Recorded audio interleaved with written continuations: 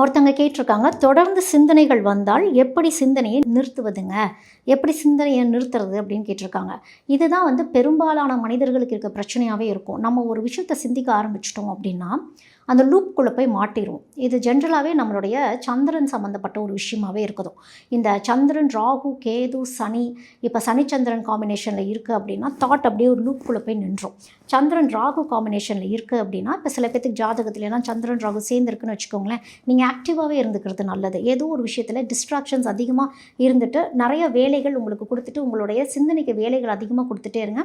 Execution பண்ணிட்டே இருக்கிறப்போ, அடுத்தடுத்த நிலைக்கு போயிடுவீங்க. இப்ப சந்திரன், கேது காம்பினேஷன்ஸ்லாம் இருக்குதுன்னு வச்சுக்கோங்களேன், உங்களுடைய ஜாதகத்துல ஒரு லூப்குள்ள போய் சிக்கிக்கிட்ட மாரியே இருக்கும். ஏதோ ஒரு விஷயத்துக்கு நம்ம பயந்துட்டோம்னா, பயந்தே இருக்கிறது. ஏதோ ஒரு விஷயத்த இறுக்கி பிடிச்சிட்டோம்னா, நம்பிட்டோம்னா, அதையே நம்பிக்கிட்டே இருக்கிறது.